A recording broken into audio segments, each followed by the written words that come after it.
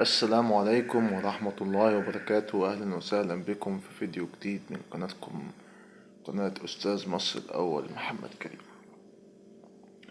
طبعا النهاردة كان في ترند كده تقريبا في مصر والوطن العربي كل الناس بتتكلم عنه، وهو انطلاق دعوات للفنانة شيرين عبد الوهاب. فنانين كتير بيدعوا لها ان هي ترجع بالسلامة، وان هي ترجع لفنها، وان هي تقف على رجليها من تاني وترجع لجمهورها. ايه اللي خلى الموضوع دوت بقى ترند؟ آه، الاخ او اخو الفنانة شيرين عبد الوهاب، محمد عبد الوهاب، طلع على الفيسبوك بيتكلم ان في شخص منه لله، وان هو اللي وصلها للي هي فيه كده، وان هي بيطلب من الناس تدعي لها، وبيطلب من الناس انها تساندها. بالفعل طلع الفنان تامر حسني في حفلة، قال لهم يا جماعة لو سمحتوا ممكن تدعوا للفنانة شيرين عبد الوهاب ان هي تتماثل بالشفاء وترجع، لان هي بتمر بحالة نفسية سيئة جدا. كمان الفنانة نيكول سابا طلعت تدعي لها وتطلب منها انها ترجع وتبقى اقوى، وانها تتمسك بفنها وبجمهورها وترجع لحياتها الطبيعية من تاني.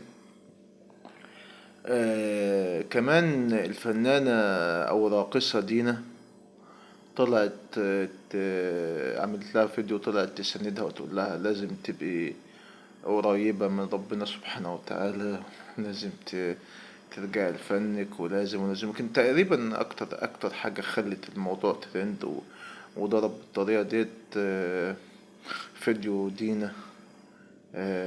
وأكتر التعليقات طبعا كانت ما شاء الله من نصيب الراقصة دينا. طبعا الراقصة دينا بتعلم الناس ازاي تهز، ازاي تتعلم مبادئ الرقص.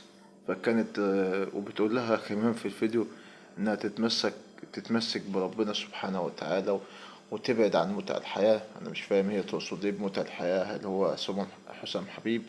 وحسام حبيب خلاص اوطلها. ولكن كمان اخوها لما طلعت بسمة وهبة تدعم شيرين ويعني وتطالب الناس انها تدعي لها عشان ترجع من تاني الفن والكلام دوت.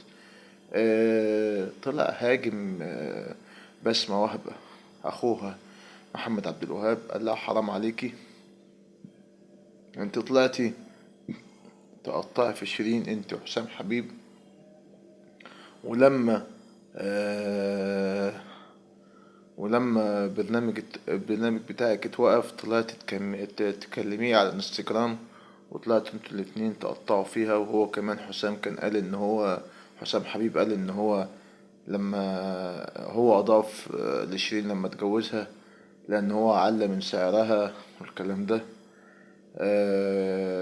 شيرين عبد الوهاب كمان من المفترض ان هي حاليا الله اعلم قاعدة عند الفنانة زينة ولا قاعدة عند اختها. ولكن هي فعلا بتمر بحالة نفسية سيئة. من ضمن كمان الناس اللي طلعت تساند شيرين عبد الوهاب رئيس نقابة الممثلين النقيب أشرف زكي. كمان زينة طلعت تساندها، كمان صديقة ليها طلعت تساندها وطلعت تدعي لها، وإنها كمان ترجع لجمهورها وترجع لفنها، وإنها لازم تقف على رجليها.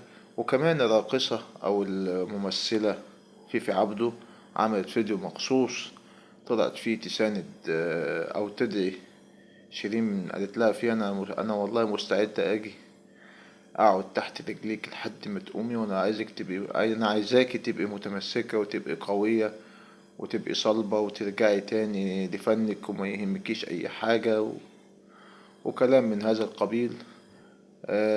فنانين كتير حتى الفنانة نيكول سابا طلعت تقول لها شيرين ارجعي وارجعي أقوى من الأول وارجعي لفنك وارجعي مش عارف ايه، دعوات كتير طلعت للفنانة شيرين عبد الوهاب.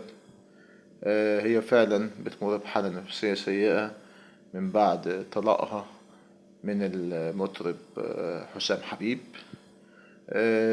دوت كان ترند النهاردة. مستني تعليقاتكم وآرائكم في الكومنتات. ده موضوع النهاردة ترند النهاردة، مستني أشوف تعليقاتكم وأشوفكم دايما على خير وصحة وسلامة وستر. والسلام عليكم ورحمة الله وبركاته.